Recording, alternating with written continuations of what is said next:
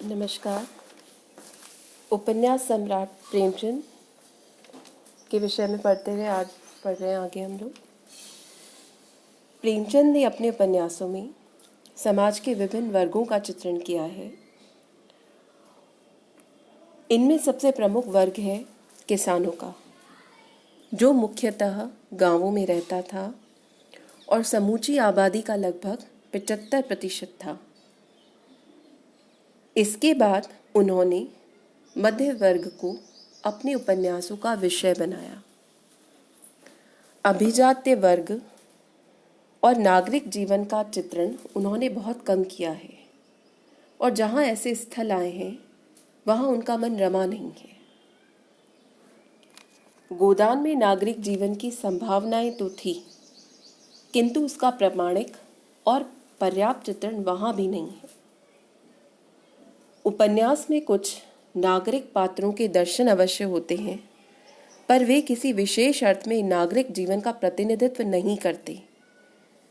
नगर जीवन की विशेषताओं जैसे कोलाहल, दौड़ धूप, तंगी, भीड़, घुटन, गंदगी, बेकारी, होटल, रेस्तरां, शुष्क औपचारिकता, भयानक जीवन, संघर्ष आदि का बहुत प्रामाणिक चित्रण गोदान में कहीं दिखाई नहीं देता। गोदान की तथाकथित नगर कथा के पात्र प्रेमचंद के नारी विषयक, प्रेम विषयक और देश सेवा विषयक आदर्श के प्रतिपादन के निमित्त खड़े किए गए हैं, न कि वे नगर जीवन के अंग हैं। लगभग यही बात उनके अन्य उपन्यासों में आए नागरिक पात्रों के विषय में भी कही जा सकती है। हाँ, उनके उपन्यासों में शोषक वर्ग का जमींदारों, साहूकारों, सरकारी कर्मचारियों, विशेषतः पुलिस विभाग तथा पुरोहितों का यथार्थ और प्रामाणिक चित्रण हुआ है। इनमें जमींदार वर्ग के प्रति प्रेमचंद की सहानुभूति उन्हें उच्च कोटि का कलाकार ही नहीं, संतुलित दृष्टि संपन्न सामाजिक आलोचक भी सिद्ध करती है। तत्कालीन जमींदार एक और किसानों का शोषण करता था, तो दूसरी ओर वह बैंकरों, दलालों और अंग्रेज सरकार के शोषण का शिकार भी था। तत्कालीन सामंती ढांचा भव्य और डरावना दिखाई पड़ने पर भी भीतर से बिल्कुल खोखला हो चुका था।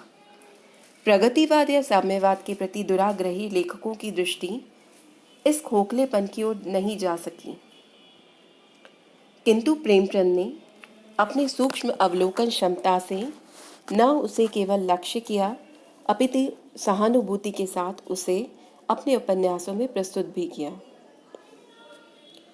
यद्यपि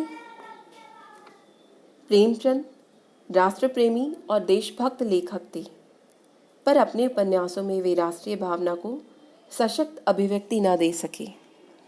जगह जगह ऐसा लगता है कि वे इस ओर बढ़ना तो चाहते हैं, पर उनकी व्यावहारिक बुद्धि जैसे उनका रास्ता रोक देती है।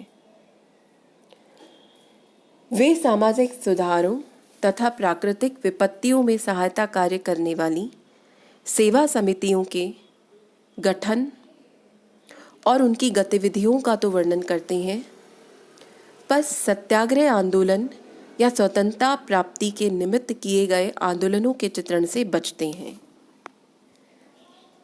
यह बात प्रेमाश्रम, रंगभूमि, गबन और कर्मभूमि में सभी में देखी जा सकती है। इसी प्रकार कतिपय सामाजिक समस्याओं को सही संदर्भ में उठाने पर भी वे उन्हें उचित तर्क संगत परिणति नहीं दे पाए हैं। कई उपन्यासों में अंतरजातीय विवाह की समस्या उठाई गई है। दो विभिन्न जातियों के युवक युवतियों में प्रेम संबंध स्थापित होता है, पर प्रेमचंद उस संबंध को विवाह में बदलने के पूर्व ही प्रेमी प्रेमिका को मृत्यु या किसी अन्य बहाने से एक दूसरे से अलग कर देते हैं। सोफिया, विनय, अमरकांत सकीना, चक्रधर मनोरमा आदि प्रेमी युगलों की कहानी इसका प्रमाण है। इसी प्रकार प्रतिज्ञा में विधवा विवाह की समस्या को उठाकर भी वे अमृत राय और पूर्णा का विवाह संपन्न नहीं करा पाते। केवल गोदान में माता दीन और सिलिया का विवाह दिखाने का साहस उन्होंने किया है। संभवतः सामाजिक आलोचना के भय से प्रेमचंद समाज सुधार की दिशा में क्रांतिकारी कदम उठाने से रह गए थे। शिल्प और भाषा की दृष्टि से भी प्रेमचंद ने हिंदी उपन्यास को विशिष्ट स्तर प्रदान किया। यों सुगठित और चारों ओर से दुरुस्त कथानक गढ़ने का कौशल देवकी नंदन खत्री भी दिखा चुके थे, पर चित्रणीय विषय के अनुरूप शिल्प के अन्वेषण का प्रयोग हिंदी उपन्यास में पहली बार प्रेमचंद ने किया। उनकी विशेषता यह है कि उनके द्वारा प्रस्तुत किए गए दृश्य अत्यंत सजीव, गतिमान और नाटकीय हैं। इनके उपन्यासों की भाषा की खूबी यह है कि शब्दों के चुनाव तथा वाक्य योजना की दृष्टि से उसे सरल और बोलचाल की भाषा कहा जा सकता है, पर भाषा की सरलता को निर्जीवता, एकरसता और अकाव्यात्मकता का पर्याय नहीं समझा जाना चाहिए। प्रेमचंद के उपन्यासों में, विशेषतः गोदान में, भाषा का वैविध्य जितने स्तरों पर दिखाई पड़ता है वह हिंदी के उपन्यास साहित्य में अब तक दुर्लभ है। इतनी सरल भाषा को एक साथ इतने स्तरों पर काम में लाना प्रेमचंद जैसे उपन्यासकार द्वारा ही संभव था। भाषा के सटीक, सार्थक और व्यंजनापूर्ण प्रयोग में वे अपने समकालीन ही नहीं, बाद के उपन्यासकारों को भी पीछे छोड़ जाते हैं।